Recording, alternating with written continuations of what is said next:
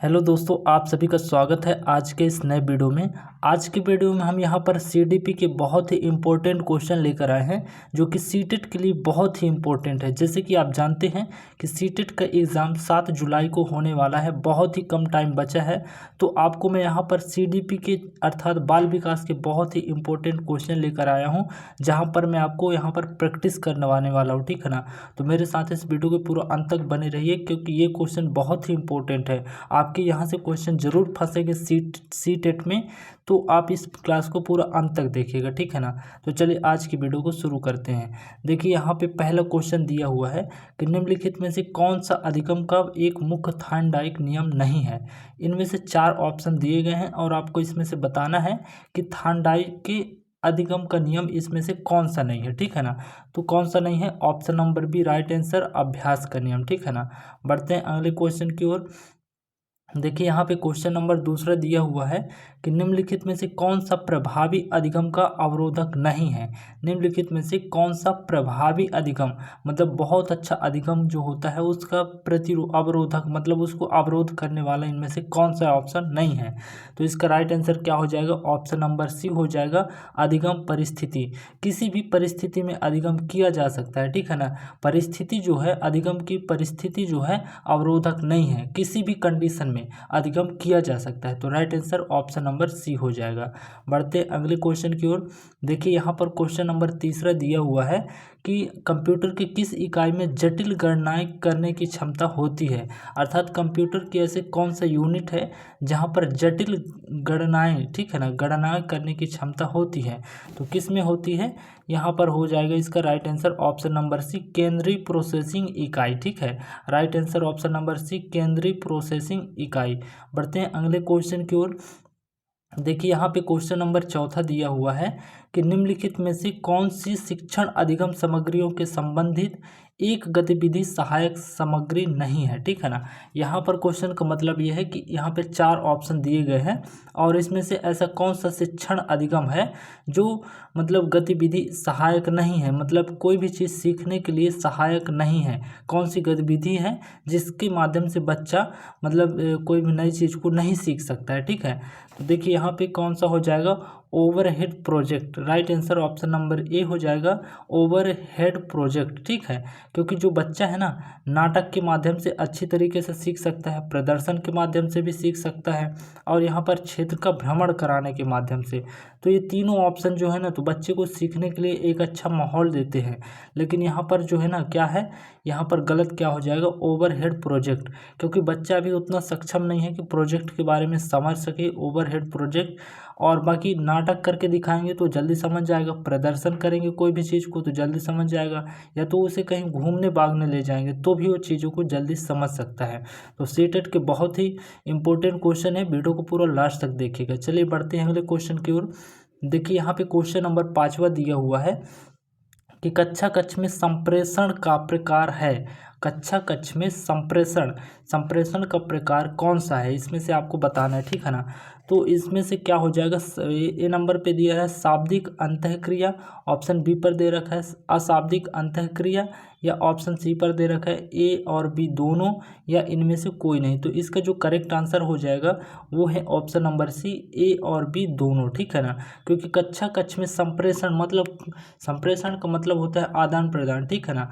तो उसका जो प्रकार है क्या है, शाब्दिक अंतःक्रिया और अशाब्दिक अंतःक्रिया। क्योंकि शब्दों के माध्यम से भी हम यहाँ पर रिएक्शन कर सकते हैं, अपने मतलब जो अंदर की बातें हैं उनको शब्द के माध्यम से एक दूसरे तक पहुँचा सकते हैं, या तो हम बिना शब्द के मतलब लिखित रूप से भी अपने संप्रेषण को मतलब एक दूसरे तक पहुँचा सकते हैं। इसलिए इसका जो राइट आंसर हो जाएगा ऑप्शन नंबर यहाँ पर सी हो जाएगा, ठीक है ना, ए और बी दोनों। बढ़ते हैं अगले क्वेश्चन की ओर। देखिए यहाँ पे क्वेश्चन नंबर 6 दिया हुआ है कि अनुदेशन का प्रणाली उपागम है। अनुदेशन का प्रणाली उपागम है। यहाँ पे 6 नंबर का right answer option number D हो जाएगा, समस्या केंद्रित, ठीक है। बढ़ते हैं अगले क्वेश्चन की ओर। देखिए यहाँ पे 7वां क्वेश्चन दिया हुआ है कि समूह गतिविधियों द्वारा सीखने का उदाहरण है, ठीक है ना। क्वेश्चन थोड़ा सा दिख नहीं पाएगा, एक बार ढंग से समझ लीजिए। समूह गतिविधियों द्वारा सीखने का उदाहरण है। समूह गतिविधियों द्वारा सीखने का मतलब, समूह मतलब होता है कि जब कई बच्चे ग्रुप बना लें तो उस विधि द्वारा सीखने का जो उदाहरण है कौन सा है, ऐसा कौन सा उदाहरण है जिसमें समूह द्वारा बच्चे सीखते हैं, ठीक है ना। तो यहाँ पे क्या हो जाएगा, ऑप्शन डी इसका राइट आंसर हो जाएगा, उपरोक्त सभी। वाद विवाद समूह द्वारा ही होता है, कार्यशाला समूह द्वारा, विचार गोष्ठी, ये सभी क्या है, सामूहिक क्रियाएं हैं, ठीक है ना। तो इसका right answer option number D हो जाएगा। 8वां क्वेश्चन यहाँ पर दिया हुआ है कि समायोजन के संदर्भ में निम्नलिखित में से क्या सही नहीं है। समायोजन के संदर्भ में निम्नलिखित में से क्या सही नहीं है, यह आपको बताना है, ठीक है ना। तो इसमें से क्या सही नहीं है, इसका राइट आंसर क्या हो जाएगा, ऑप्शन नंबर सी, यह निरंतर चलने वाली प्रक्रिया नहीं है, ठीक है ना। बढ़ते हैं अगले क्वेश्चन की ओर। यहाँ पर देखिए क्वेश्चन नंबर 9 दिया हुआ है। देखिए क्वेश्चन नंबर 9 क्या कह रहा है कि अधिगम को प्रभावित करने वाले पर्यावरणीय कारकों में से एक है, ठीक है ना। देखिए अधिगम का मतलब होता है सीखने, तो सीखने को प्रभावित करने वाला पर्यावरणीय कारणों में से एक है। मतलब अधिगम को प्रभावित मतलब बच्चा जब कोई चीज़ सीखता है ना, तो उसके आसपास के ऐसे कौन से कारक हैं जो उसमें से क्या करें, प्रभावित करे, मतलब वो बच्चे को सीखने से रोके। तो इसमें से ऐसा कौन सा ऑप्शन है, ठीक है ना। तो वो क्या हो जाएगा, सामाजिक परिवेश, क्योंकि जो बच्चा है उसके पर्यावरणीय मतलब आसपास के जितने भी परिवेश है ना, सामाजिक परिवेश, वो उसको प्रभावित कर सकता है। पर क्योंकि बच्चे के समाज में जिस तरह के लोग रहेंगे उसी तरह की चीज़ों को बच्चा भी समझता है और उसी का अनुकरण आगे भी करता है, इसलिए उसके समाज के परिवेश बहुत ही महत्वपूर्ण रखता है। अगर अच्छा परिवेश होगा तो बच्चे में अच्छा अधिगम होगा और गलत परिवेश होगा तो गलत अधिगम होगा, ठीक है ना। तो बढ़ते हैं अगले क्वेश्चन की ओर। देखिए क्वेश्चन बहुत इंपॉर्टेंट है, पूरा लास्ट तक वीडियो देखिएगा। यहाँ पे देखिए 10वां नंबर क्वेश्चन है, क्या कह रहा है कि निम्नलिखित में से कौन सा मानसिक रूप से स्वस्थ व्यक्ति का लक्षण है। निम्नलिखित में से कौन सा मानसिक रूप से पूछ रहा है, ठीक है ना, स्वस्थ व्यक्ति का लक्षण है। तो यहाँ पर क्या हो जाएगा, देखिए सहनशीलता, मतलब कोई भी चीज़ को सहने की क्षमता रखना, ठीक है, सहनशीलता कहलाता है। आत्मविश्वास, मतलब कोई भी काम करो तो आपके अंदर क्षमता होना चाहिए, आपके अंदर इतना विश्वास होना चाहिए कि मैं इस काम को कर सकता हूँ, ठीक है ना। संवेगात्मक परिपक्वता, मतलब कोई भी चीज़, कोई कठिनाई आ जाए, आप मतलब कोई चीज़ को अपने आप को मतलब संवेग, मतलब वहाँ पर अपने आप को कंट्रोल में रख सकें। अगर बहुत ज़्यादा दुख आ जाए तो वहाँ पे आपको क्या होना चाहिए, अपने आप को कंट्रोल रखने की क्षमता होना चाहिए। या तो फिर आपको गुस्सा आ जाए तो वहाँ पर भी अपने आप को कंट्रोल रखने की क्षमता होनी चाहिए, ठीक है ना। तो एक स्वस्थ, मानसिक रूप से स्वस्थ व्यक्ति में ये सभी लक्षण होना चाहिए, इसलिए इसका राइट आंसर क्या हो जाएगा, ऑप्शन नंबर डी हो जाएगा, ठीक है ना, उपरोक्त में से सभी। अगले क्वेश्चन की ओर बढ़ते हैं।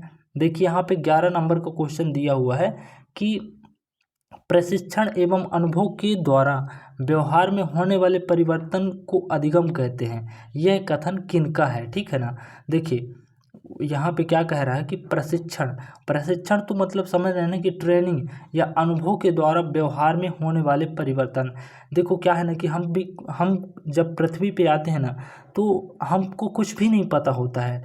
मतलब कि जब माँ के गर्भ से बच्चा जन्म लेता है तो उसे कुछ भी पता नहीं होता है, वो समाज को देख देख कर और अपने गलतियों से सीख सीख कर अपने व्यवहार में, मतलब अपने हैबिट में क्या लाता है, परिवर्तन लाता है।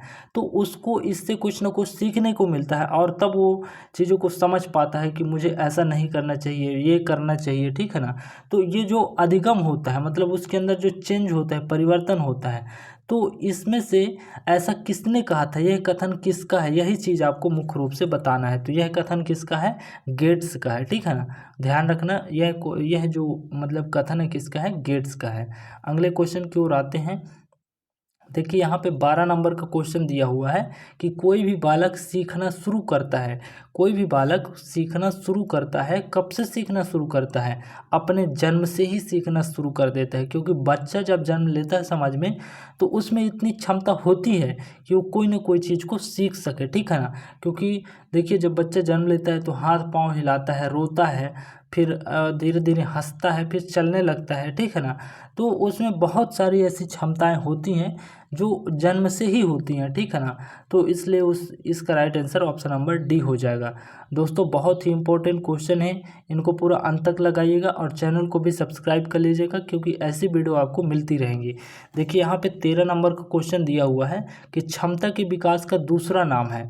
देखिए क्षमता के विकास, देखिए क्षमता का मतलब यहाँ पे क्या है, कैपेसिटी, काम करने की क्षमता हो या तो फिर पढ़ने की क्षमता हो, मानसिक क्षमता हो, कोई भी क्षमता हो, तो उसके विकास का दूसरा नाम क्या है, ठीक है ना। देखिए क्षमता हमारे अंदर जो भी क्षमता है हम उसका विकास कर सकते हैं। जैसे हमारी क्षमता है कि हम मान लीजिए 2 किलोमीटर दौड़ सकते हैं, है ना। लेकिन अगर उसको विकास करें, डेवलप करें, धीरे धीरे एक्सपीरियंस करें तो हम 4 किलोमीटर भी दौड़ सकते हैं, है ना।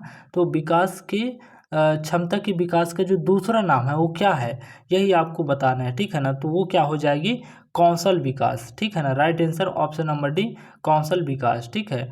बढ़ते हैं अगले क्वेश्चन की ओर। देखिए यहाँ पे 14 नंबर का क्वेश्चन दिया हुआ है कि